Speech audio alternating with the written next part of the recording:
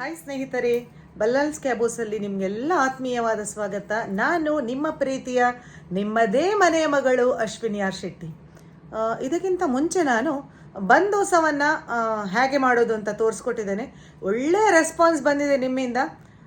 ಇವತ್ತು ಅದೇ ಬಂದೋಸೆಯನ್ನು ರಾಗಿಯಿಂದ ಹೇಗೆ ಮಾಡೋದು ಅಂತ ನೋಡುವ. ರಾಗಿ ಬಂದೋಸ ರೆಸಿಪಿಯನ್ನು ನಾನು ನಿಮ್ಮ ಜೊತೆ ಇವತ್ತು ಶೇರ್ ಮಾಡ್ಕೊಳ್ತಾ ಇದ್ದೇನೆ. ತುಂಬ ಆರೋಗ್ಯಕರವಾದ ರೆಸಿಪಿ, ರುಚಿಯೂ ಸಹ ಬೊಂಬಾಟಾಗಿದೆ.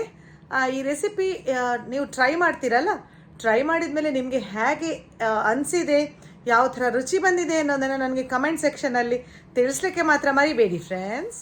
ರಾಗಿಯ ಬಂದೋಸ ಆದದ್ರಿಂದ ಇಲ್ಲಿ ನಾನು 1.5 ಗ್ಲಾಸ್ನಷ್ಟು ರಾಗಿಯನ್ನು ತಗೊಂಡಿದ್ದೇನೆ. 1 ಟೇಬಲ್ ಸ್ಪೂನ್ನಷ್ಟು ಮೆಂತೆಕಾಳು. ಇದಕ್ಕೆ ನೀರನ್ನು ಸೇರಿಸ್ಕೊಂಡು ಚೆನ್ನಾಗಿ ತೊಳಿಬೇಕು, ಯಾಕಂದರೆ ರಾಗಿಯಲ್ಲಿ ಸ್ವಲ್ಪ ಹೊಟ್ಟು ಥರ ಇರ್ತದೆ.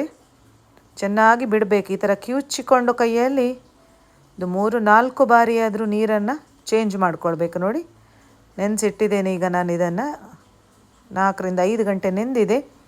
ನಂತರ ನೀರನ್ನು ತೆಗೆದು ನಾನು ಮಿಕ್ಸಿ ಜಾರಿಗೆ ಹಾಕ್ಕೊಳ್ತೇನೆ. ರಾಗಿ ಹಾಗೂ ಮೆಂತೆ ನೆನೆಸಿಟ್ಟಂಥದ್ದು ತುಂಬ ರುಚಿಯಾದ ದೋಸೆ ಫ್ರೆಂಡ್ಸ್.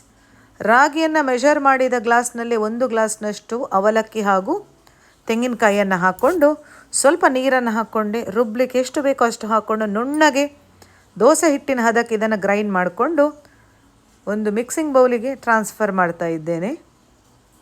ಪುಟಾಣಿ ಮಕ್ಕಳಿಗೂ ಸಮೇತ ನಾವು ಇದನ್ನು ಆಫ್ಟರ್ ಇಯರ್ ತಿನ್ನಿಸ್ಬೋದು.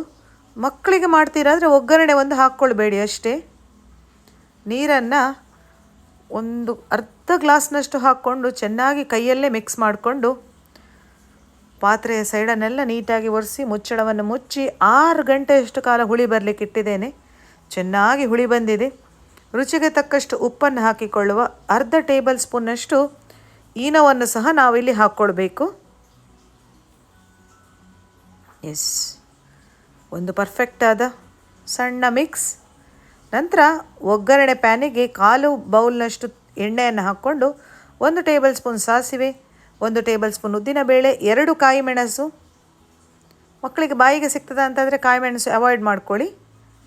ಸ್ವಲ್ಪ ಕರಿಬೇವನ್ನು ಹಾಕ್ಕೊಂಡು ಒಗ್ಗರಣೆಯನ್ನು ಈ ಬ್ಯಾಟರಿಗೆ ಹಿಟ್ಟಿಗೆ ಹಾಕ್ಕೊಂಡೆ ಚೆನ್ನಾಗಿ ಒಂದು ಮಿಕ್ಸ್ ಮಾಡ್ತೇನೆ. ಒಂದು ಒಳ್ಳೆಯ ಫ್ಲೇವರನ್ನು ಆ್ಯಡ್ ಮಾಡ್ತದೆ ಈ ಒಗ್ಗರಣೆ.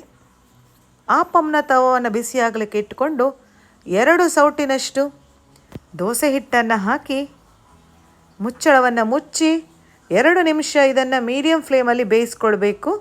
ನಂತರ ಸುತ್ತ ಒಮ್ಮೆ ತುಪ್ಪವನ್ನು ಹಾಕ್ಕೊಳ್ಳುವ. ಕಂಪ್ಲೀಟ್ಲಿ ಆಪ್ಷನಲ್, ತುಪ್ಪ ಬೇಕಂತಲೇ ಇಲ್ಲ. ನಾನು ಸ್ಪೆಷಲ್ ಆಗಿರುವ ಅರೋಮಾ ಇರಲಿ ಅಂತ ಹಾಕ್ಕೊಂಡೆ. ಆಯುರ್ವೇದದ ಪ್ರಕಾರ ದಿನಕ್ಕೆ 2 ಟೇಬಲ್ ಸ್ಪೂನ್ ತುಪ್ಪವನ್ನು ಪ್ರತಿಯೊಬ್ಬರೂ ತಿನ್ನಬೇಕಂತೆ. ತಿರುವಿ ಹಾಕಿಕೊಂಡು ಎಷ್ಟು ಚೆನ್ನಾಗಿ ಕಲರ್ ಬಂದಿದೆ ನೋಡಿ. ಎರಡೂ ಬದಿಯು ಬೆಂದ ನಂತರ ಇದನ್ನು ನಾನು ಬಿಸಿ ಬಿಸಿಯಾಗಿ ಸರ್ವ್ ಮಾಡಿದೆ.